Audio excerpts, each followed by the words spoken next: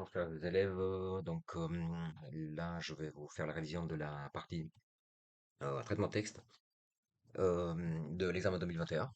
Donc on voit les consignes tout de suite. Donc cette partie-là elle se trouve dans la page, la numéro 3, mettre en page un document, traitement. Alors ce qu'il nous faut c'est une brochure et des images que j'ai déjà sorti ici depuis le dossier candidat, depuis tout le dossier que vous avez reçu, images et brochures. Donc ce que je vous propose c'est de regarder rapidement par exemple sans même lire la consigne au début, un tout petit peu les documents, comment ils se présentent au niveau visuel. Donc, je vous rappelle que c'est de la mise en page, donc il faut être très visuel. Donc je vous laisse lire la consigne rapidement. Indication technique, une partie du travail, c'est la mise en page de la brochure que prendra en tout 5 pages est déjà réalisée dans le document de base. OK.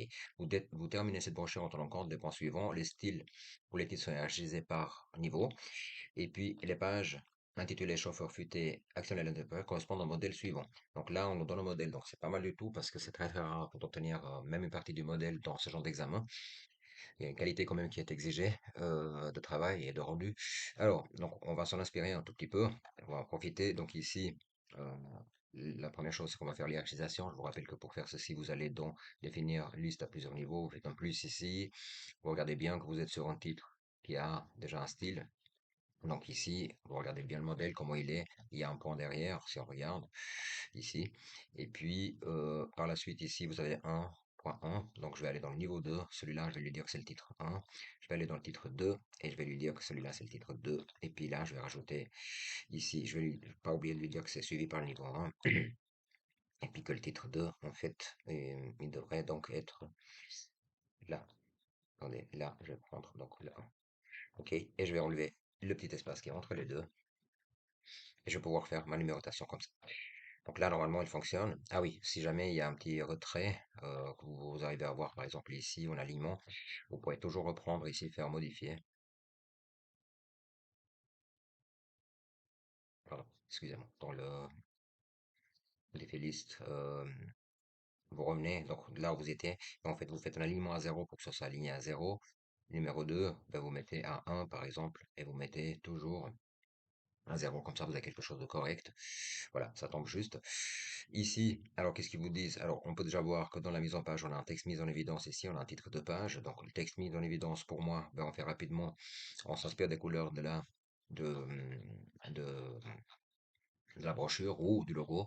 Alors, du coup, ici, vous venez et vous prenez celle-là. Alors, je détecte cette couleur-là parce qu'en fait, ici, c'est utiliser celle-là. Et puis, je vois que c'est en blanc, donc je mets en blanc. Vous voyez, et puis que c'est justifié. Donc je continue, règle, etc. Puis ici, je vois que j'ai deux colonnes. Donc très bien, je reprends le tout.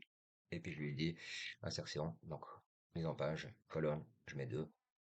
J'ai pas de trait entre les deux, et ça tombe juste. Je descends ici, j'ai le logo, titre de la brochure. Donc je viens ici, j'insère dans le pied de page, insertion, image, c'est pareil, logo. Donc je vais aller dans le bureau, logo, insérer. Évidemment que quand on insère un logo directement une image, vous mettez un habillage, double tabulation, titre de la brochure. Donc quand on regarde le titre de la brochure, ben, c'est celle-là, d'accord? On pourrait simplement le prendre, hein, le copier, le coller, puis enlever le style. Quoique je vous conseille pas parce que ça risque de poser problème, donc on peut rapidement l'écrire ici.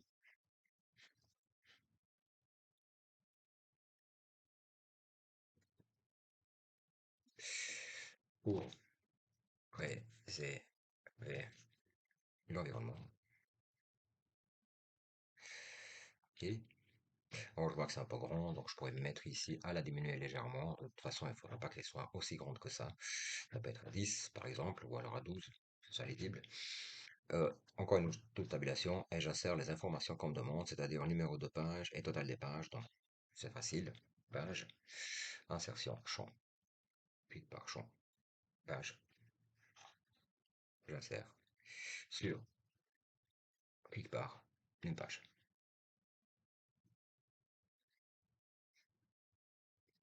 Voilà, ceci étant fait, j'ai terminé.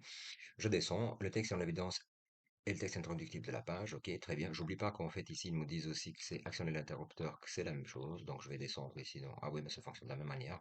Il est déjà appliqué puisqu'il y avait un style. Alors, alors le texte de mise en évidence, alors c'est un écho de cadre, donc je dois créer un style, effectivement. Donc je reprends ici et je crée un nouveau style. Pour faire ceci, je clique droit, style, créer style.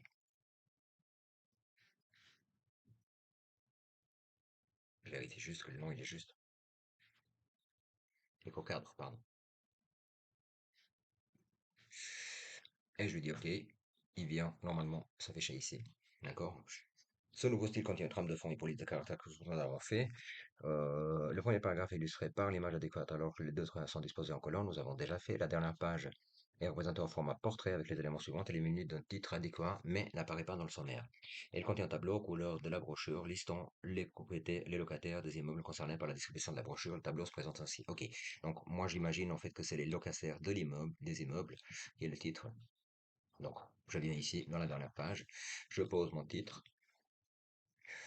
Alors on me dit que ce titre-là, il ne doit pas être dans le, la brochure, dans le sommaire. Donc ici, quand je regarde, je suis à Calibri Light 48. Donc je viens sur mon document et je lui dis Calibri Light 48.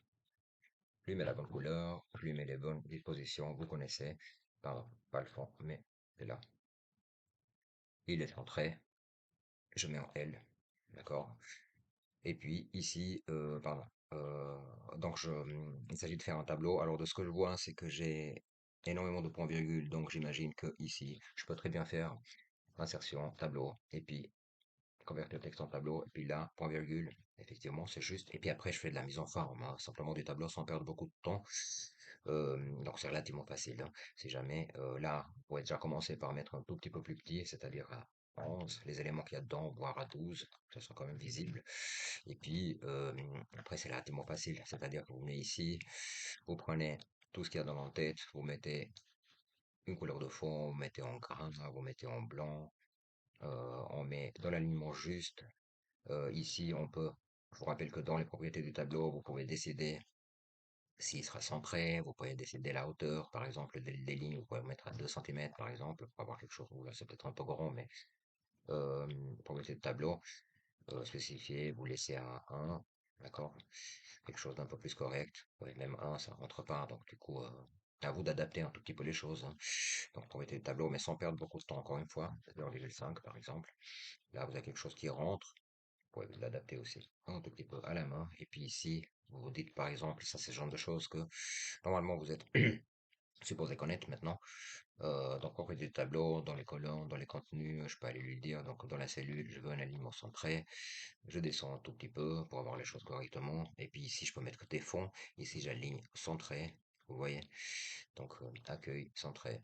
D'accord. Quand je regarde ici, j'ai un total qui s'aligne à droite. Ici. Donc, je peux fusionner rapidement. Accueil. Donc ça, c'est de la pratique, hein, de la révision. Donc, je vous proposerais vraiment de réviser avant ces 10 jours qui vous restent. Et puis, je peux venir ici puis lui dire, par exemple, à 36. On va avoir peut-être quelque chose de plus visible, peut-être pas donc ça, 26. Donc, je vous laisserai faire, hein, c'est relativement facile. Là, pour le fond, il faudra partir aussi sur les verts, puisque tout est dans les verts. Donc, je prends, et puis je vous en montre pour une en tout cas, un peu plus léger, histoire que ce soit visible, parce que ça a l'air quand même d'être plus léger que le reste et puis ainsi de suite. Le pied de page comporte le logo de l'agence, le titre de la page de garde, ainsi qu'un numéro de notation que nous avons déjà fait. Aucun pied de page ne figure sur la page de garde, donc ça, j'oublie pas. Je viens ici, et puis je lui dis première page différente, de manière à ne pas avoir ça au début. D'accord? Première page différente, pardon. Voilà, et je l'ai dans les autres. Voilà. Mhm. Voilà, je vois que je vérifie, hein, donc là, il faut faire identique au précédent, et puis il faut venir, au pire des cas, à recopier en fait les informations. Puis les coller ici en bas. Donc, toujours vérifier, hein, ce que vous avez fait avant de donner. Là, il est partout, sauf dans la première, normalement. Donc, vous pages différentes. Et ici, je devrais pouvoir enlever, d'accord, les informations. Et je devrais les avoir dans les autres pages. Elles sont quand même... Alors, un petit piège.